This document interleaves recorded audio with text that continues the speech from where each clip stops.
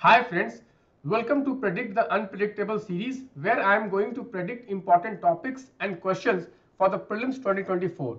So if you are preparing for the Prelims 2024, this series is going to help you boost your marks. Guys, in today's lecture, I am going to discuss a very important topic which can come in the UPSC Prelims paper from the polity subject. Guys, this year we are having an election, therefore the budget which will be presented will be an interim budget.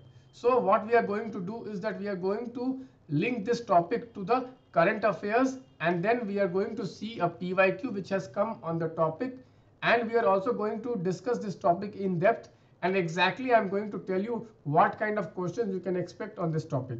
So let us begin, guys. You can see this current affairs. Will the upcoming interim budget pack a big punch? So guys, there is a debate that will the interim budget include any kind of big policy announcement. So the finance minister has clearly said that since it is a election year, so there will not be any big ticket announcement in the interim budget.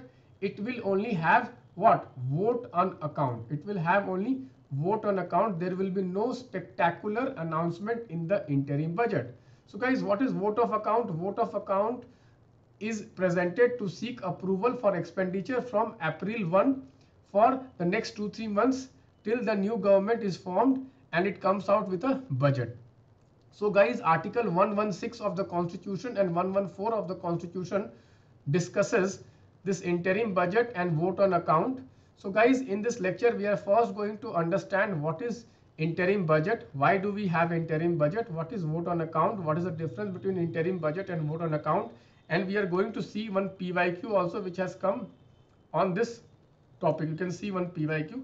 So first let us try to understand what is an interim budget. So guys, during election year, the incumbent government can't come out with a full budget. Why? Because it is going to face an election.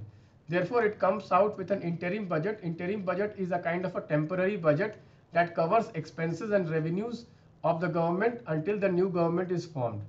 So thus, as per parliamentary traditions, the outgoing government leaves the task of framing the full budget to the new dispensation after the Lok Sabha elections. Okay, so why not wait for the new government to present the full budget?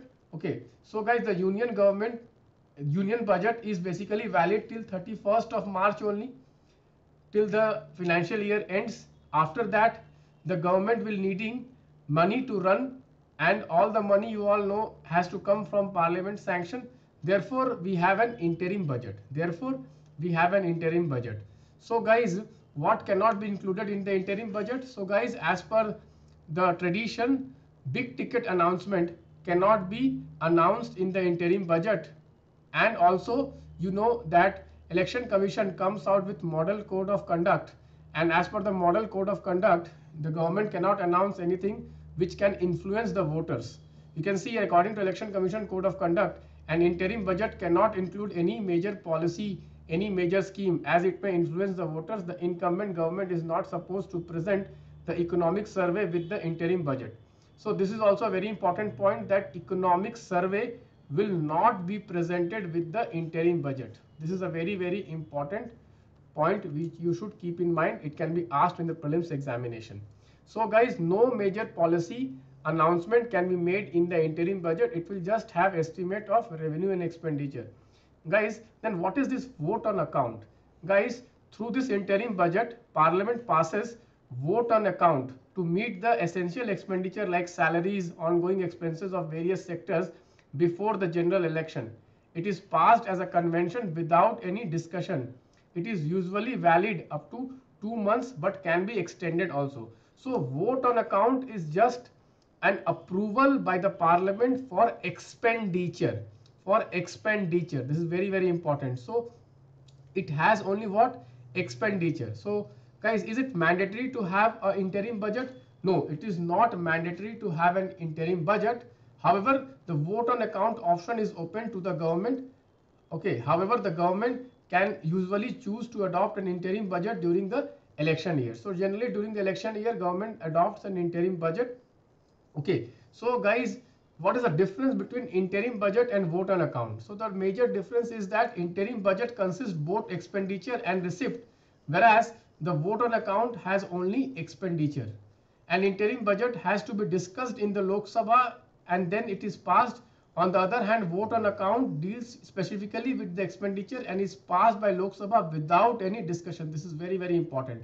That vote on account is passed by the Lok Sabha without any discussion. It specifically has only expenditure of the government. An interim budget can propose changes in the tax regime, whereas vote on account cannot change the tax at any cost. An interim budget is similar to the full budget but only has projections for few months, whereas vote on account can be passed through the interim budget. An interim budget is valid for the entire year. However, vote on account is generally valid for only 2 months. So guys, you can see we have categorically differentiated interim budget and vote on account in terms of what it contains, in terms of the time limit, in terms of how it is passed by the Lok Sabha. So guys, now let us see, can we solve the 2011 question using this knowledge? So what is the difference between vote on account and interim budget? The provision of vote on account is used by the regular government, while an interim budget is a provision used by the caretaker government. This is incorrect.